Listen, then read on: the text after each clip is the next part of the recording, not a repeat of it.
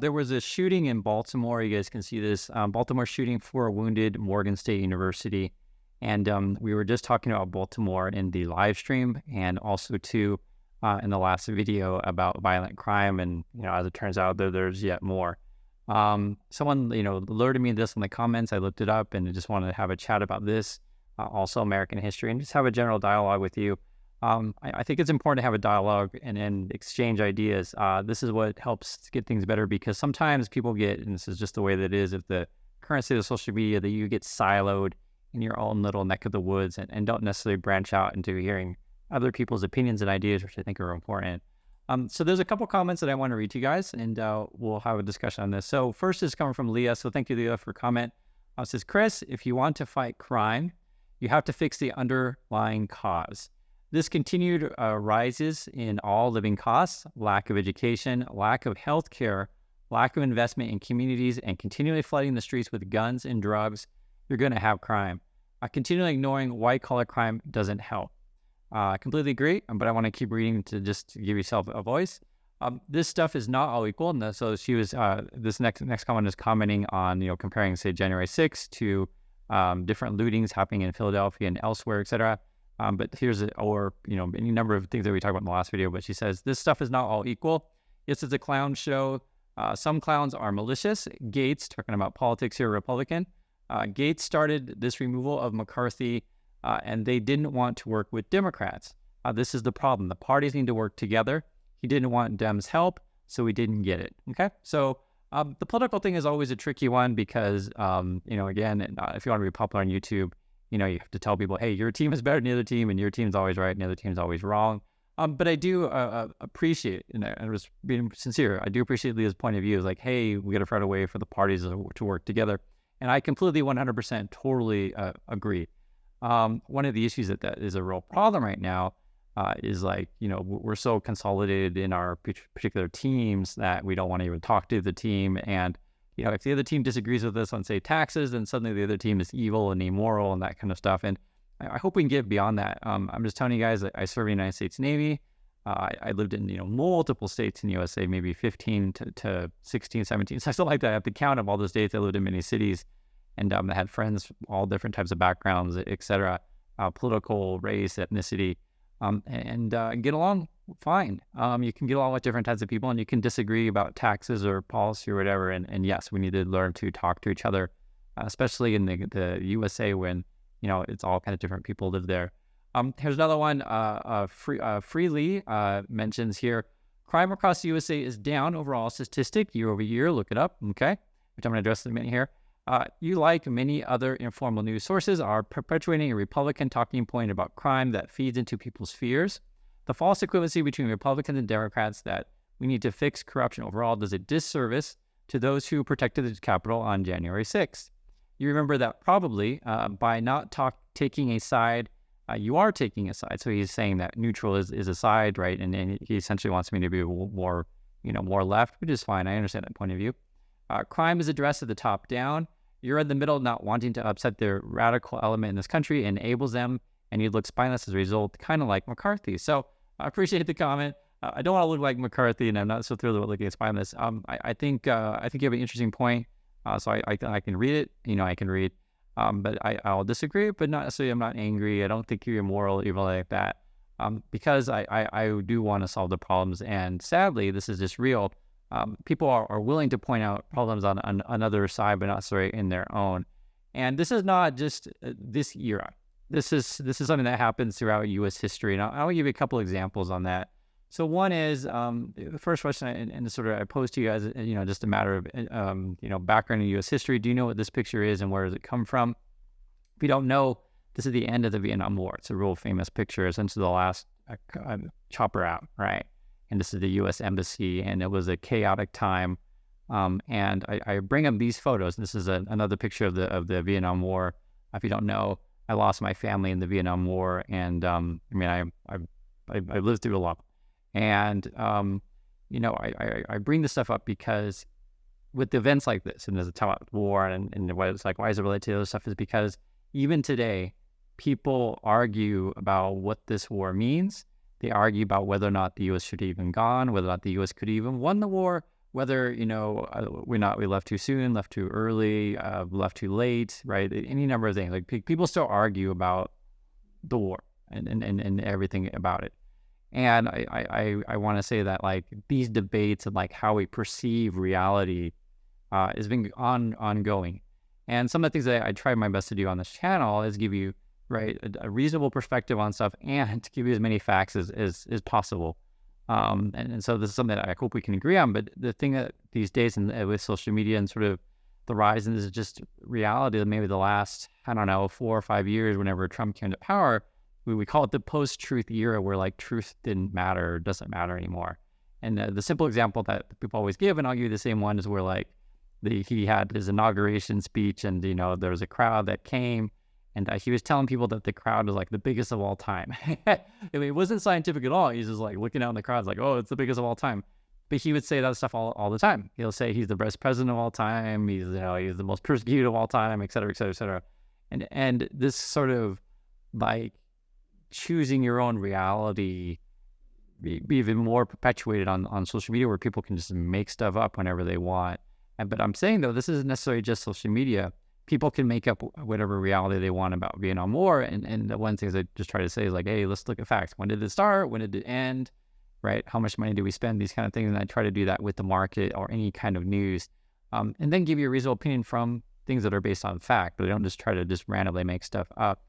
But the USA has always had this problem. Here's another one, and this is a real big one. And especially for those of you who are familiar with this picture, where is this from? I'll give you a moment to think about it. It's a TV show. If you don't know, this is Leave It to Beaver, is a popular show, right? Like the 1950s, 1960s kind of thing. And the basic show, and I think there's other shows like this. I could probably pull up a whole list of this stuff, but the basic idea was like, hey, if you want to be a happy American family, you first be white, and all your neighbors are white, and you live in that house, the white picket fence. The mom wears the makeup, the dress. The dad comes in, takes off his hat, says, hey, honey, I'm home, and she's got this, huge dinner prepared. Right? That kind of world. I'm sure you guys understand this. But again, I emphasize this kind of things because this is part of education and sort of learning American history.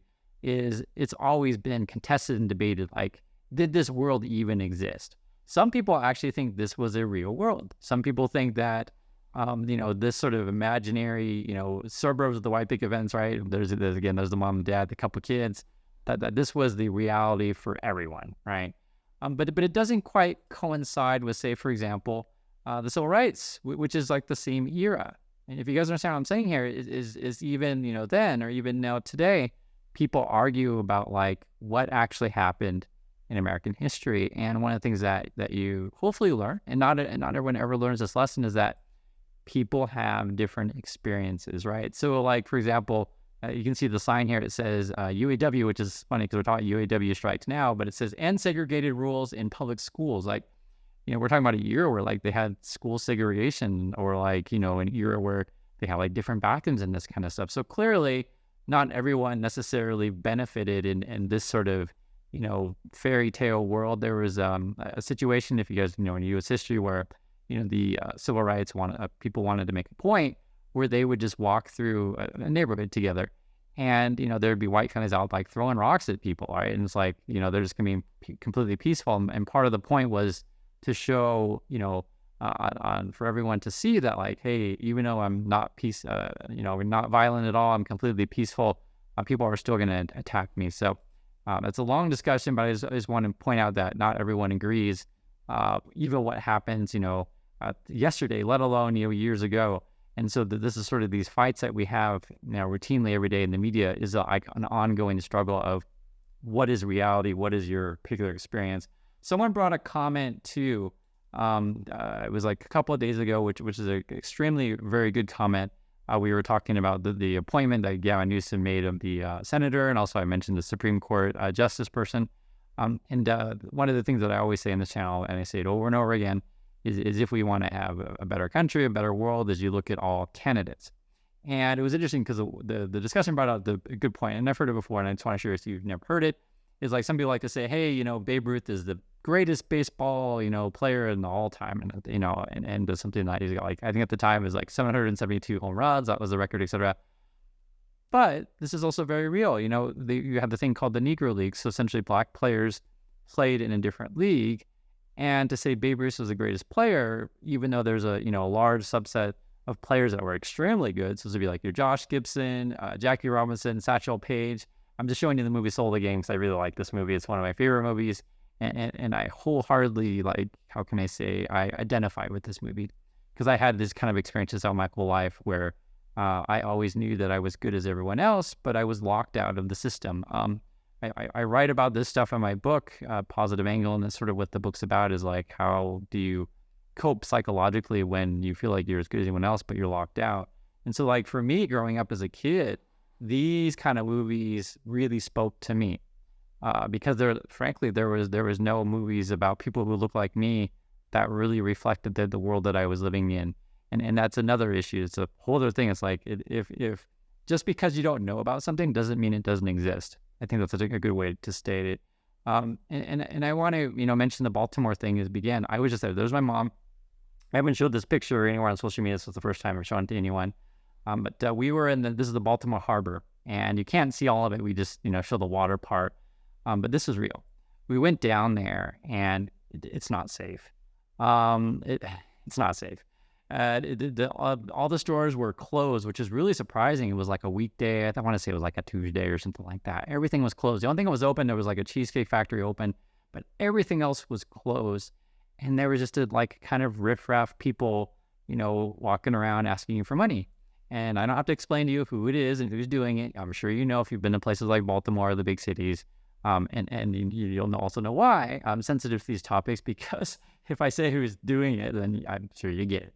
But the point is, like, clearly, I mean, it should be obvious. My mom and I, we're not dangerous people. We're not going to like go, looting or vandalism. We're just not that kind of people. My mom was like, at 75 or whatever. And the one thing that I want to mention as well is we needed to get back to the car. My brother was there, and also to his wife, who at the time was pregnant. And we had this problem of like, okay, so my brother needs to go get the car, but he can't go by himself because frankly, it's not safe. It's just not. It's not safe. It's not like we're scared people. It's frankly not safe. And if you don't know, like recently, just yesterday, a representative in DC got his car stolen, and everything. Like 3 guys came up with a gun and like stole his car. So like, I'm just making random stuff up about safety. It's not safe in USA. It's a real problem. And so like, what was the issue? So if I go with my brother, then suddenly him and I are going to get the car, and then his wife and my mom are alone, and they're not safe. And so like, what are we going to do? And so essentially we had to walk, all 4 of us, to go get the car. It's a hassle to have to make these decisions when you're worried about safety in USA. And the reason why we're concerned about walking is because my brother's wife was pregnant and my mom is old, and so you don't necessarily need to be walking all day every day, etc. Right? You guys understand the dilemma. So these sort of things, when I mentioned safety, is a real stress and a very real concern. And when I see that kind of stuff on the news, I don't want my family living in these kind of conditions. And yes, in the picture it looks really nice, but I'm just telling you, I was there. Things were closed, boarded up, that kind of stuff, and it was a bunch of riffraff on the street, and there wasn't much of a police presence, which was also disturbing. And many of the people that ask you for money are also children. It's also a thing. It's like, oh my God, it's just, the whole thing is awful. And addressing the comment that someone made that crime has gone down, etc. Look it up. So I did. This is the Council of Criminal Justice, and I think this is a really great lesson too, in understanding how to think about numbers, which we talk about all the time on this channel. So I'll give you the lowdown, and if you want to pause the video, you can read all the stuff for itself. So the basic gist of it is that we had a spike in crime, like a big spike in crime during the whole pandemic thing, right? People, if you remember, like, people were even stealing dogs. That was a real thing. Like, Lady Gaga's dog got stolen. It was a real thing. Like they beat up her bodyguard and stole her dog and stuff like that. But there's all kinds of lootings and stuff like that we had. So we had a spike in crime. So it is true, because the comment made that the crime is down this year. So that part is true. But we're still above the 2019 levels. So I'll just read this one paragraph, and you can read through all the stuff for yourself you like. It says here, violent crimes remained elevated compared to 2019, the year prior to the COVID pandemic and racial justice protests of 2020. There were 24% more homicides during the first half of 2023 than during the first half of 2019. And then for whatever reason, motor vehicle thefts are up like 100%. And then they're saying here drug offenses are down 39%, right? So I'm fine talking about numbers. there's a couple issues here when you talk about numbers, though. Is one, you have to understand, okay, so what are we comparing to? So yes, if you want to cherry pick, crime is down from 2022, but we're still up from 2019, right? The trend is there. Moreover, I see that there's a downturn in the economy. People are losing their jobs and these kind of things. And then you have sort of these relocations that are happening in the cities, right? So many people are like, oh my God, I'm not going to the office anymore. It's too expensive and the crime is going up. And it kind of keeps snowballing. And moreover, we have this issue where stores are leaving cities. Like it's a real thing. And you read this kind of headline. This was just a week or so ago. Nearly 3,200 stores are closing across the USA in 2023. Here's the full list, and you can go through all of the, 3,200 stores are closing. Target was closing a bunch of stores, basically violence, I mentioned before. Nike in Portland, where I live, one of their popular stores is closing, and there's this crazy article about like how thieves are stealing Nike, like in the trucks, the warehouse, the retail stores, like all over the place. It is a real problem. Moreover, when I read these kind of headlines, like this is not normal. In a sense of like, it's not a good thing. 72 people charged in Philly looting spree, and I guess they're even going to arrest more people. There was like just like 100 kids were like in Philly just like robbing everything, and like they had to close all the liquor stores, etc. So, yes, you can say yes, maybe crime is down for last year, but we're using like past statistics. I think it's probably going to go up from here, right? So in my opinion, crime is going up, and even if this is real.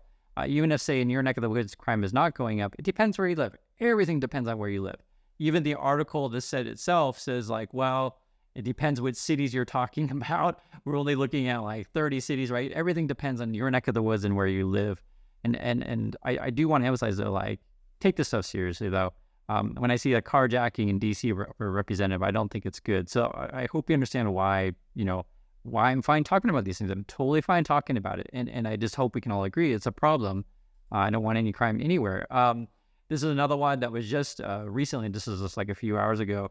So the USA, they're going to cut down on Chinese fentanyl supply chains. It's kind of interesting because this has always been a case. And I want to address the point of Leo was making about basically talking about institutional racism, essentially what we're talking about here. But I want to make this really, really clear because I think this is something that where people are very untruthful about this kind of stuff. So when we talk about something like this, this is the Richmond of the North, which is all related, is, if you're on one side of the aisle, you just talk about institutional racism all the time. If on the other side of the aisle, you talk, oh, everybody's woke all the time, whatever, right? It depends on which bone you are more into. My point of view in these kind of things, and I'll make it crystal clear, is that if we support education, healthcare, living expenses, these kind of things, that will benefit everyone. And I will repeat and again, if we, put in place policies to support healthcare, education, housing, these kind of things, living expenses, will benefit everyone. But sadly, though, we live in a world where people are like, I just want to get mine, right? I want to cut taxes for my team, and I want to raise taxes for everyone else. I want to get more services for my team, and I want to, screw everyone else. and it is frustrating. It's really, really frustrating. And we're also, talking about the USA, you have a culture that frankly doesn't care about healthcare education.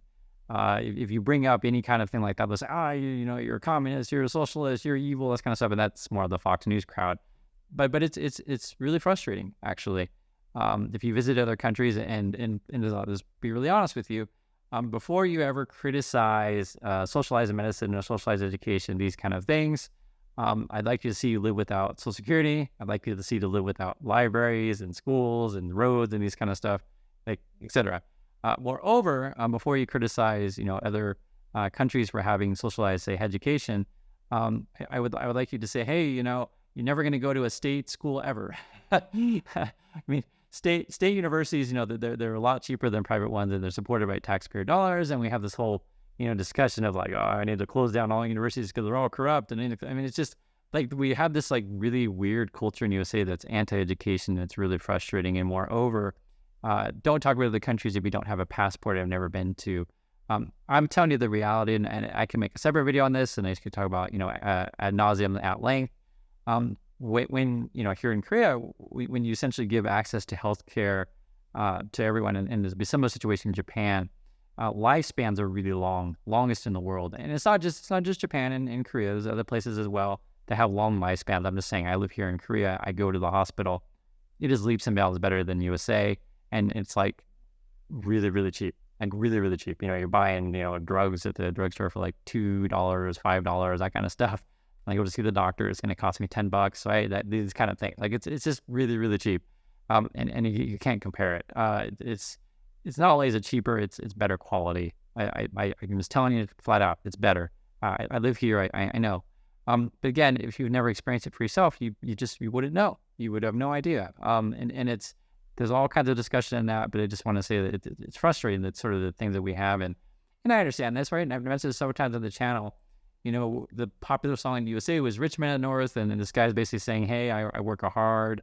I don't get paid enough, and I blame all the politicians and all the rich people for holding me down." Essentially, what it's about. And the issues like that kind of culture, right? Blaming everyone else makes it so that someone like this, Donald Trump, can come to power. And a lot of our problems we have it's a long running thing, but some of our big problems in the USA right now is like, one is like no one cares about facts or truth anymore, right? And Trump is part of that. He's part of that. He's like on Twitter attacking whoever, and on Twitter, just making the crap up whenever he wants. And the people who defend her is like, oh, you libtards and stuff like that. You just think Orange Man bad, and ha ha ha, your feelings are hurt so easily. It's just like, I'm just concerned when the president of the United States just makes random stuff up. That's concerning to me, right? I don't find that appealing for someone to make random stuff up. And I'm fine with the Republican president. I don't consider Trump to be a Republican at all. I consider him just to be for himself. But we have a society that's okay with that, I guess. First, president be criminally charged. He has 91 felony counts. We're going to see what ends up with this, but this stuff is all related. It is all related. And part of what's happening is what I'm not blaming it solely on Trump. That's why I went back, and because people, watching this, he's just blaming Trump. That's why I mentioned Vietnam War. That's why I mentioned the 1950s, right? You have people that think this world existed, right? You have people who argue about whatever even happened in history. People aren't even, sure what happened, right? It is a complicated thing. And one of the things that's going on right now with the UAW strike is that you have a lot of people feeling pressure from, housing costs and then food costs, fuel costs, and this kind of thing, and they're just not getting paid enough. But you have also a rise, and this is just the reality of it, rise of automation and rise of globalization, where people in another country can work your job for much cheaper and be more efficient. It is a painful reality, and I've mentioned this movie before. You can see American Factory. They address this topic very, very well, and it is tough because there are Americans out there, and this would be Oliver. This is Oliver Anthony. This guy, one of these. There are Americans out there that just feel like just because they're American, that they live in the greatest country in the world, they should be able to, live the greatest life, whatever, regardless of what skills that they have, right? And the reality, this is just real. You go to other countries, people don't necessarily think that way. They don't think, okay, just because I'm a citizen of X country, that I deserve to have the best job ever and no training. Like here, I'm just telling you, here in Korea, is a very, very high stress for young people because the job competition is fierce. It is fierce. And, you don't really hear that discussion of like, I deserve to have a good job because I'm Korean. Like, people don't really talk that way. It's kind of weird. Now, it is true though, which is also true. Some people in Asia, so be it Japan, Korea, China, like East Asia, developed Asia, they will say things like, well, I still want to participate because I don't want to work in the office, 70 hours a week, right? Which I think is a reasonable point of view. But this idea that like I deserve to get a high paying job with no training, no skills, you don't hear that talk. In fact, when you're in this part of the world, there's this whole industry, they call it Hagwon in Korea. I can't remember I just don't remember the names in Japan or China. I'll remember after. But basically, you have this private schooling tutoring services that help you to pass the test for, Samsung, or work at Sony, or things. Sony's in Japan, Samsung in Korea. I just want to make sure that it's clear. But you have these like private training programs. This is after college, even people who have college degrees, to learn skills to get jobs. Like there's a huge industry to help people get jobs. It is a really, really fiercely competitive. So this sort of culture doesn't really exist. I can't speak to other countries of like the Germans or the Italians or whatever have these sort of like Oliver Anthony people that demand jobs with frankly not very useful skills. That it sounds mean, but it's just it is what it is. And so like these kind of people, which I mentioned time on the channel, face a real uphill battle. Because if they want to get paid more, the company, and this is also talking about the market and Wall Street and stuff like that, they're going to start eating into corporate profits, right? And obviously corporations want to make money. And if you invest in the market, you want to make corporations make money, and you're part of the problem. So like we're all part of this system that is together. And so I'm not saying these people shouldn't get paid more. I'm not saying that whatsoever. But it goes back to, there are other ways to support regular people than just giving them higher wages. So one would be access to education, healthcare is another one. Because when you have these things, it alleviates a lot of other stresses in your life. Moreover, I just want to talk about history. A lot of people, and I'll just say, hey, where does this picture come from? And you probably don't know, but I'll just tell you. So this is from the 1992 LA riots, and the reason why I mention this is because I've seen these games before, right? So what this is, these are Koreans protecting their businesses, and we all know who is attacking them, right? I'll explain to you, but you'll know why I'm not saying it, right? If you understand how the game is played in USA. But there were massive riots in LA, and many of the Korean businesses were hurt. And it's something that you don't hear so much in the the mainstream, I guess, because that's not really the part of the dialogue that people want to talk about. And again, everyone's experience is different. So when people tell me about, hey, I have a certain experience, I don't just ignore them. I say, yeah, okay, thank you for sharing, right? I don't just ignore people's experiences, because this is sort of why I have a points of view that I have. I've had roommates from all around the world. I've had roommates from all over the country. These kind of things that I've lived with people, and that changes your point of view, and you have your daily conversations with someone who's different from you, has a different background from you. It changes everything, right? The same way that when you travel, it changes everything. I wanted to read a description of the LA riots from 1992 that you probably haven't heard before, but let's just read it. Some of the words I can't say because it'll get blocked on YouTube, so I'll skip over that, but just listen. Because Korean Americans lacked representation in the mainstream media, Korean American shopkeepers became victims and villains of the riots, racism symbols, and scapegoats. About 45% of property damage were Korean owned, according to the Korean American Grassroots Conference. So that's their point of view, so we don't know the exact number, but we'll just say many of them were hit. Scores of Korean American shopkeepers were murdered, robbed, and beaten in the years before and after the riots, including 25 who were shot and killed between January 1990 and May 1992. And that's according to the Koreatown Emergency Relief Committee. A rash of depression and it's an S word, the people that hurt themselves, left mental scars on the wider Korean American community that would last generations. So I am Vietnamese. I am not Korean, when you make that clear. But it doesn't mean I can't appreciate sort of the thing that's going on here. And why I bring this stuff up is because we've seen this kind of looting and stuff before. We've seen it before. This is part of U.S. history. This is part of, the stuff we have to face. And why I always tie the January 6th stuff to that stuff together, because it's all roughly the same. You're dealing essentially, for whatever reason, and you could probably, have all sorts of theories on that. Americans are violent people. It is a real thing. They are violent people. And this is something that when my wife and I, we lived in Vietnam about, I want to say 4 years ago now. We're in Saigon, and this, right? People in Vietnam are poor. It's, not every Vietnamese person poor, but many of them are way poorer than USA. I mean, way poor. You're working for, pennies on the hour kind of thing. Like, just don't have a lot of money. And it's interesting because, like, when you're in that environment, the poor people aren't out to hurt you and steal things from you, etc. It's just a really, really different. Where in USA, it's just sad. Poor people, there's a lot of crime and violence and stuff, and there's any number of explanations for that. And so, like, this, Trump January 6th stuff is the same kind of thing. You're just dealing with, like, angry poor people that want to have better lives, whatever, and they blame something, anything but themselves. They blame something, right? In this case, they're like blaming Biden for stealing the election, so they go and rush the Capitol, kind of thing. And there's people that still don't believe this thing happened. It's just like, this is the part that's so frustrating, is like, we can't even have discussions to fix said problems if we can't even agree on reality that I can see with my own eyes. So crazy. And I also want to address this as well. This is a real thing. So I can see that we have a problem at the border. I can totally see it, right? You guys can see it as well. And the issue is like, why I don't make my channel about, immigration all day, every day, is because this is a charged issue that few people want to have an honest discussion about. Okay. So I can see it. So I'm not going to deny that there's a thing, but the problem is when you talk about this stuff, it's just real. it's just real. Some people are just really, really racist, and they see this as like being a horde of, dark-skinned people coming to take over the country, that kind of thing. So I myself don't think that way. I don't think like, that they're going to come and take over the country. But I do think it is a concern. And so I wish we could have these conversations about, okay, what do? We got this serious problem here. People are on the border, they want to get in. And it's like, what do you do? One of the things that's interesting, this is a long conversation, is, much of the U.S. economy is dependent on cheap labor. That is a real thing.